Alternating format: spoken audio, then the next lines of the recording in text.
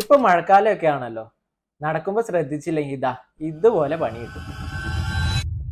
അപ്പൊ പൊതുവെ പലരും പറയുന്നതാണ് കാലുളുക്കിയില്ലെങ്കിൽ പടം മറിഞ്ഞു എന്നൊക്കെ. അപ്പൊ ഇതിന് മെഡിക്കലി പറയുന്നതാണ് സ്പ്രെയിൻ.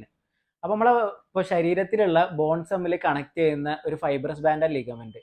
അപ്പൊ ഈ മഴക്കാലത്ത് അല്ലെങ്കിൽ അല്ലാത്ത സമയത്തും ആയിക്കോട്ടെ, കളിക്കുമ്പോഴൊക്കെ അല്ലെങ്കിൽ ഇപ്പൊ ഈ മഴയത്ത് തന്നെ ഇപ്പൊ തെന്നി വീഴുക, അപ്പോഴൊക്കെ സംഭവിക്കുന്നത് വെച്ചാൽ ഈ ജോയിന്റ്സ് തമ്മിൽ ഉള്ളൊരു നോർമൽ റേഞ്ച് ഓഫ് മോഷൻ ഉണ്ട്. അപ്പോൾ അതിൽ നോർമൽ റേഞ്ച് ഓഫ് മോഷനിൽ കൂടുതലായിട്ടൊരു ഫോഴ്സ് വരുമ്പോൾ ഈ ലിഗമെന്റ് തമ്മിൽ എന്താവും, അത് ഓവർ സ്ട്രെച്ച് ചെയ്യും. ഈ ഓവർ സ്ട്രെച്ച് ചെയ്യുമ്പോഴാണ് സ്പ്രെയിൻ വരുന്നത്. പൊതുവെ ഇഞ്ചറി പറ്റുന്ന സമയത്ത് ഡോക്ടേഴ്സ് പറയാ എക്സ്റേ എടുക്കാനാ. ഇനിയിപ്പോൾ അതൊരു സിവിയർ ആയിട്ടുള്ള കേസ് ആവുമ്പോൾ അത് MRI എടുക്കാനൊക്കെ പറയും. അപ്പോൾ ഇതിന്റെ ഒരു ബേസിൽ സ്പ്രെയിൻ മൂന്നായിട്ട് ഗ്രേഡ് ചെയ്യുന്നത്, അതായത് ഗ്രേഡ് 1, 2, 3.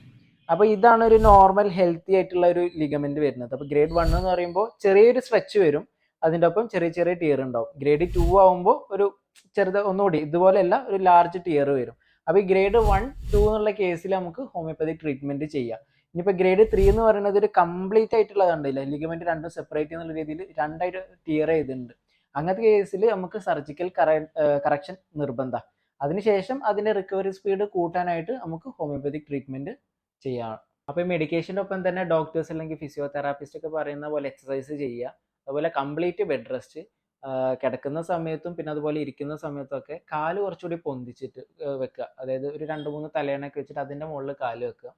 പിന്നെ അതുപോലെ നീ എങ്ങാനും നടക്കുകയാണെങ്കിൽ തന്നെ ആംഗിൾ ബൈൻഡറോ അല്ലെങ്കിൽ ക്രീപ്പ് ബാൻഡേജോ ഒക്കെ കെട്ടി കംപ്രസ് ചെയ്തിട്ട് വേണം നടക്കാൻ.